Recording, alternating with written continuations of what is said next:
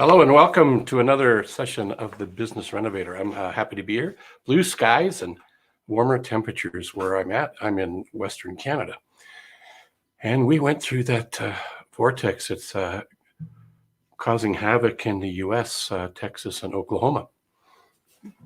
I hope everybody's safe and able to get through the craziness of it all. But as always, what I'd like to do is start off with this, if the book will show up. It's Brian Monahan's book. And I got a Jim Rohn quote that it opened up the page to, and it just speaks to me today. So what you do with what you have is more important than what you have. Jim Rohn. What you do with what you have is more important than what you have. Bit of a tongue twister, but think on that for a little bit. What you do with what you have is more important than what you have. Brian's take, who is the author and curator of this terrific book, I'm having trouble getting up on the screen digitally for some reason. I believe Jim Rohn's quote is rooted in gratitude. Gratitude is about being aware of what we have instead of what we don't have. It's the proverbial question of whether the glass is half full or half empty. The only difference is that in the customer service environment, it's not really our place to decide for our clients if the glass is half full or half empty. Our job is just to find a way to help them fill it up with delight. Delightful with 2 L's. Brian Monahan is quite creative. He put a lot of time and effort into this book, and you can get this book on Amazon. And I'm sorry I can't get the image up and show you the normal digital book that I have, but it is what it is. So let me put that aside. So today was all about creating or getting more stuff done. So based on the premise of Eat That Frog, Brian Tracy put together a book with 21, and actually a program of 21 ways to double your productivity. Now, I'm not suggesting that you're going to apply all 21 of them. When I've delivered the course to clients of mine, they've married a couple of ideas throughout their day, throughout their week, and throughout their month, and it changes on a as needed basis to help them become more effective in getting more stuff done. And it's both personally and professionally. Matter of fact, one of the things in the course that we focus on are 4 key areas. And the 4 key areas are health and fitness at the bottom, and to the right would be a career, and then to the left would be relationships, professional and personal. And then on top of that would be finances. Now, if you could imagine a cross, and at the bottom of that is the health and fitness. To the left axis is the relationships. To the right axis over here is your career, your vocation. And then at the top is your financial side. So what I would encourage everybody to do is, if you'd like to get more done in your life, is to think about that diamond map and where you're at in all 4 areas. Make an X or a circle or some sort of mark to measure where you are between 0 and 10 on each one of the axes. And join those up once you've done that on each one of the 4 areas. And then look at it and say, okay, where would I like to be? If you're not where you want to be, where would you like to be in the next 3 months, 6 months, 12 months, 3 years? It's totally up to you.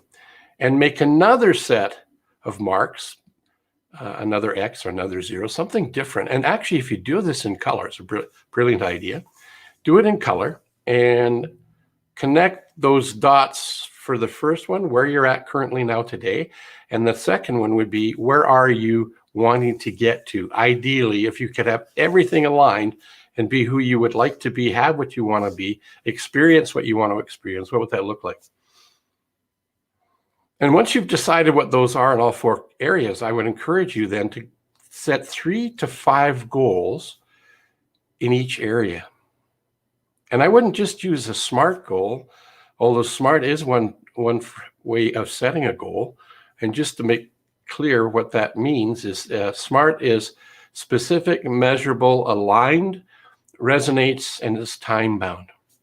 The if you searched SMART goal on the internet, most of them will say attainable and realistic. I like to change that to aligned. So is it aligned with your core values? And is it something that resonates with you? If it doesn't resonate with you, you're not going to have the energy to do the things you need to do. Your subconscious mind will find creative ways to help you avoid doing the things that could help you get to where you want to get to. What I would encourage you to do with the diamond map, though, is not to necessarily use the SMART goal method, but to use the 3P method: first person, present tense, and positive. And state it as if it's already done. So if it was a weight loss goal or a weight gain goal, specify what that is, but as if you're already doing it right now, you're already living it. It'll create dissonance or a problem between your current reality and where you'd like to get to. So which ties back into the diamond map, having the two different areas where you currently are at and where you would like to be. It creates that tension, and it's a good tension. It's called eustress. I believe it's spelled EUSTRESS. It's not a negative stress, but it's a positive stress, something that you're looking forward to. And these goals, if they were set with the idea of it kind of scares the heck out of you and excites you at the same level, then that's probably a good sound goal to go after. So write it in the first person present tense, as if it's already done, and focus on that. And check in with yourself with the diamond map, daily, hourly, weekly, monthly, however often you want. There's no right or wrong. It's your map. Nobody needs to know about it. So that's one of the things that we use in the focal point coaching world, is a premise to help our clients move to where they want to get to, and just do a check-in with themselves so they can decide if what they're doing taking them to where they want to get to. Are their thoughts leading them towards or away? That's kind of attitude, isn't it? We either lean into it, something we want to do, or we lean away from it, which is something we're afraid to do, don't want to do. It's uncomfortable, all those sort of things. So it's totally up to you. So diamond map is one way, one of the 21 ways in the Eat That Frog book that I'm referencing right now. And then there's another one. When I came across this one a bunch of years ago, I thought, wow, everybody says, or I shouldn't say everybody, but a lot of people are concerned about procrastination. And they're saying, oh man, I keep putting things off. But what if there was a way to creatively procrastinate? I mean, do it on purpose. Do it not accidentally because it's uncomfortable. You just avoid doing it because of the stories you're telling yourself and your thinking that are not serving you. Why not think about procrastinating creatively? So what could you creatively procrastinate on that would serve you versus hurt you? I would encourage you to do that. And it's just an amazing little tactic. It's just one of the little tips and tricks. And you can get a copy of the book from, again, probably Amazon or Barnes Noble or any of the other stores like that. Or if you want a digital copy, I have one. And I'd be happy to send you a digital copy of Eat That Frog. Not written by me, it's written by Brian Tracy. And the actual Eat That Frog quote came from a bit of a humorist, Mark Twain. Maybe you've heard of him. Many of the quotes around eating that frog came from him. What I like about what Brian's done is he's actually compiled and put it into a book with 21 ways to get more stuff done. You've probably heard of this one, and it's actually plan your day in advance. So the night before, plan the things that are the high value activities that if you were to do those, it would move you quicker and closer to your goal faster than anything that you've done in the past. So think about what you would like to get done, because now that you've done the diamond map, now you get to do the smaller goals that will help you move towards the bigger goals that you've identified in your diamond map. And by planning your day out, what are the things you're going to do today in order to achieve your milestone goals in a quicker, faster fashion? So I'm thinking about something that I'm working on right now, and that is honing my skills in delivering training programs via a virtual platform. Due to the circumstances of the global pandemic, we're not able to get together face to face with very many people these days. And I have an opportunity with a client of mine to work with their team across the country. And we're going to leverage the virtual platform, which is fantastic in some ways, and it's lacking in others.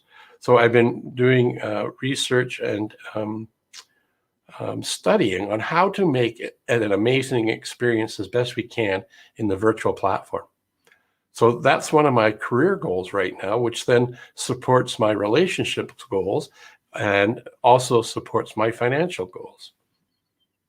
So I'm thinking things along the line of I'm excellent at delivering the training and content that I'm so passionate about, whether it's virtual or in person.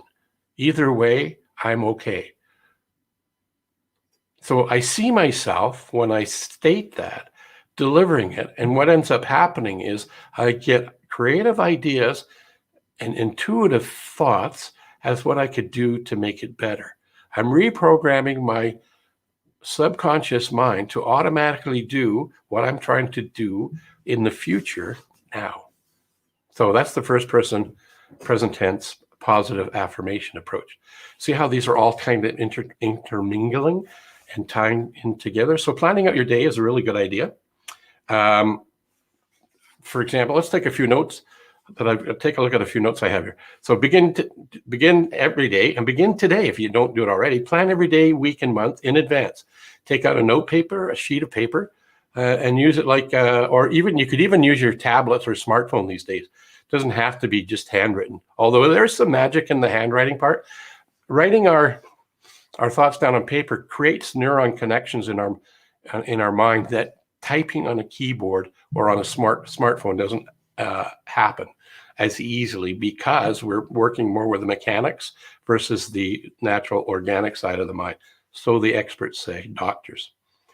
And add to your list new items that come up. Make a list of your projects, the big multitask jobs that are important for your future in all 4 areas, to make sure that you're living as balanced a life as you possibly can.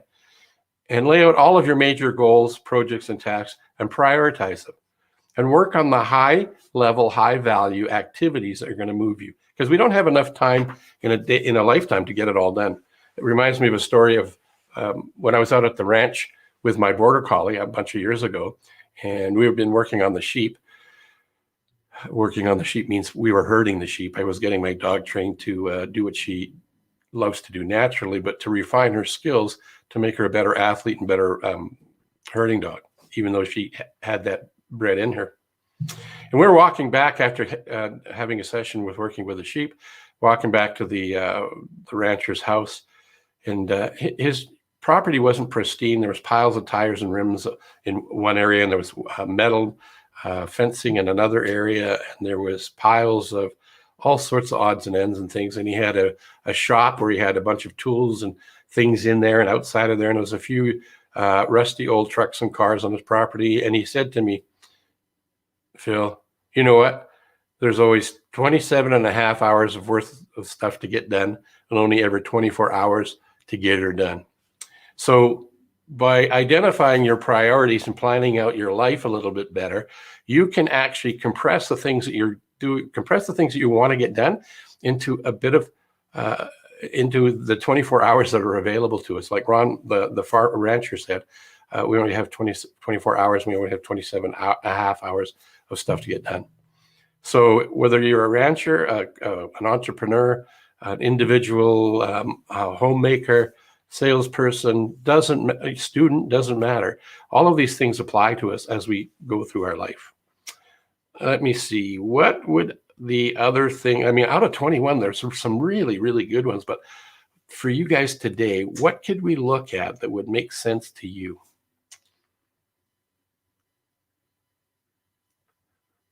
I'm just looking at here. Brian wrote a book, Many Miles to Go. And in there, he shares a lesson that he found out about his travels.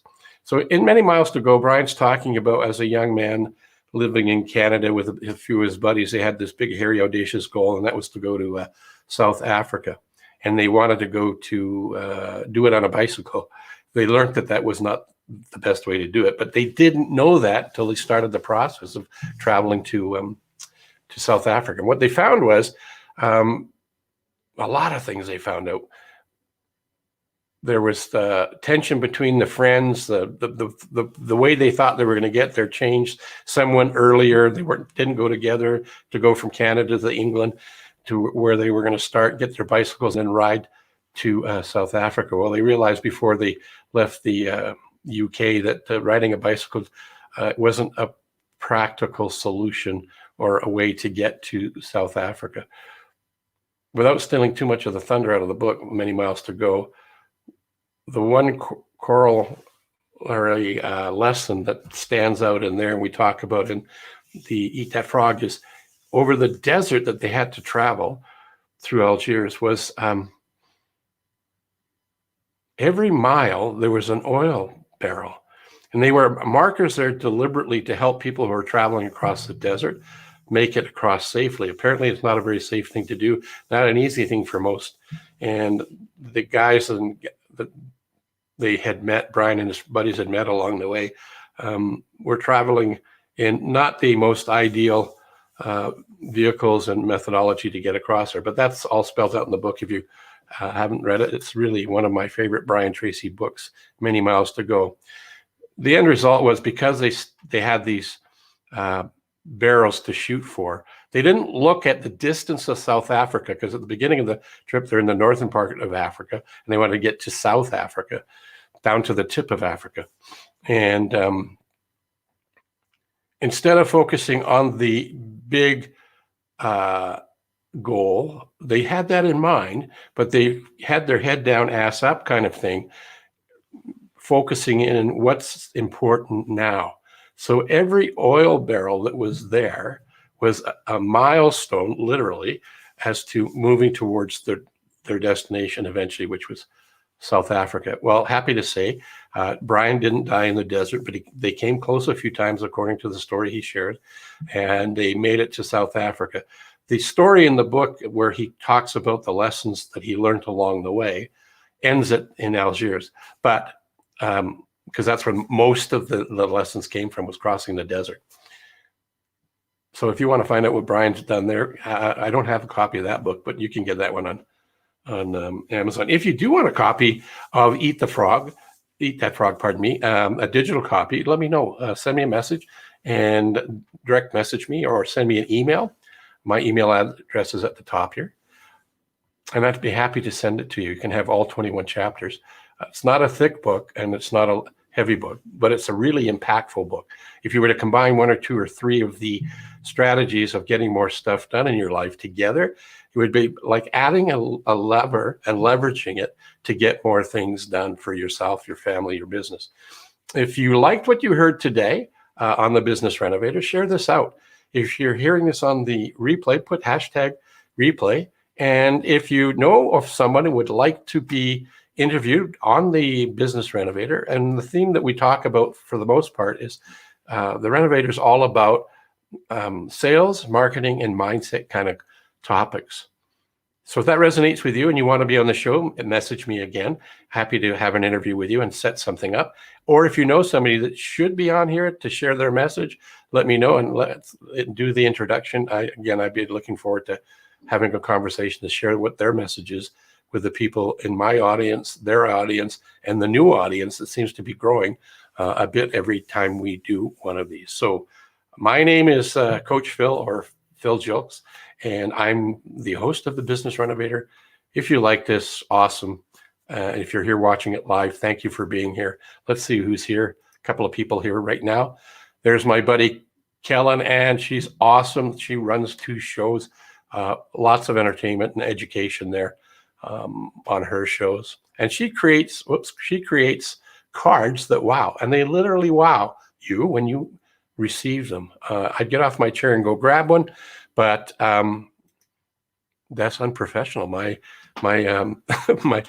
video coaches would give me heck for leaving the scene and getting off camera. So I'm not going to do that because I don't want to get a verbal whipping, and they do it because they care. Alignment is a freeway to success. Oh, I love that. I'd never heard that before, Kellen. That's brilliant. Thank you for sharing that bit of wisdom. And thank you guys for being here live. And if you're watching a replay, thank you for popping in again. My name is Coach Phil, and have a terrific, wonderful day, spelt with a U on purpose. Wonderful, because you are wonderful. Later, guys.